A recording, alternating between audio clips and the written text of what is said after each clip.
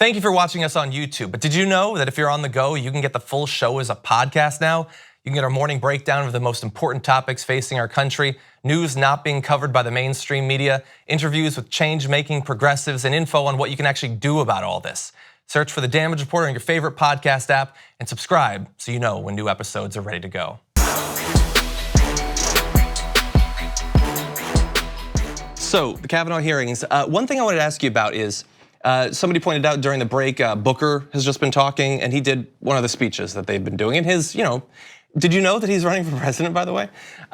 So it was, he was very supportive and all that, which is certainly good. What do you think about the strategy of apparently all or most of the Democratic questioners so far in really, in my view, making speeches more than asking questions? What do you think about that? I wouldn't say all of them. I mean, Pat Leahy asked questions. Okay, I didn't see Pat Leahy's. Richard Blumenthal asked questions mostly. Okay. And their questions are big. What do you remember? What do you feel? Like, they went over a couple of things. And whereas Rachel Mitchell is in the minutia, which is obviously her task. A couple of things here from 538 that I think they're correct in pointing out that Mitchell seems to be trying hard from Claire Malone to paint Ford as a partisan pawn in all this. That's where what did you pay for the polygraph? Like, who did anyone speak to any senator on your behalf? It's all. So the effort is now less about the allegations themselves, because I think there was a decision made in there. I would guess I'm going to characterize it as an emergency lunch meeting. That she's credible. I mean, even Orrin Hatch described her as not uncredible,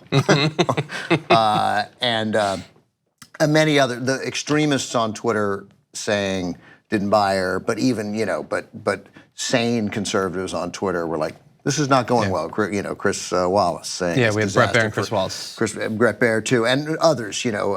So she says. Steve Doocy just gulped really loudly, which was a moment of stunning honesty in his part. So Claire Malone from 538. Mitchell seems to be trying to paint Ford as a partisan pawn on all this. It's sort of a weird morass to get into, and Mitchell's questioning seems to be getting a bit more aggressive.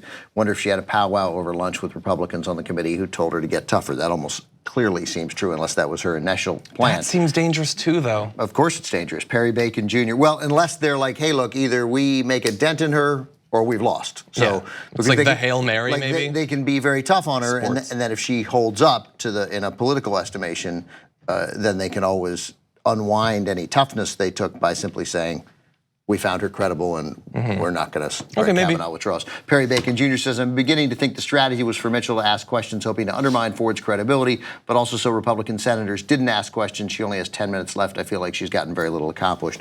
Given the time that she has left. But we'll see how tough she is on Kavanaugh. So it is her that's asking the questions of Kavanaugh. The Republican senators will not be asking him anything? I don't know until we see it. I mean, these are senators. They're used to asking their own questions. I have a sense that not all of them are going to be able to stay away from the, you see Cory Booker make a speech. Lindsey Graham wants to make a speech. They all have that. Yeah.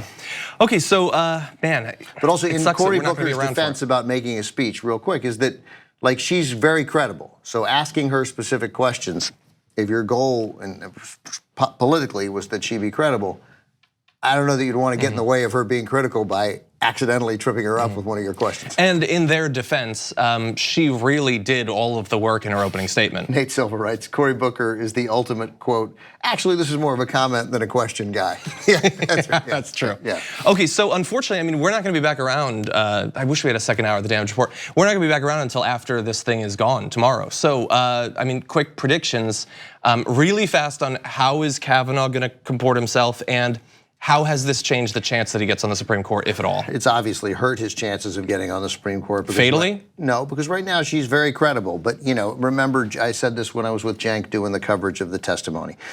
Frequently you'll hear from jurors that they heard the prosecution's case and they're like, man, that guy did it. And then they hear the jurors, the defense case, and they're like, well, maybe it's a little unclear, actually. So Brett Kavanaugh has an opportunity to even the playing field. Bret Baier even described him as stiff and robotic in earlier testimony, so he's not likely to be great. But that said, if he comes out of it as putting it back to, well, I thought she was credible, but I also thought he was credible, and this happened 36 years ago, my vote is unchanged. That, I think, is the political goal for Republicans. And I would say that although I think that the Republicans have made a lot of bad choices and continue to, the one good choice that they made and insisted on was that she go first.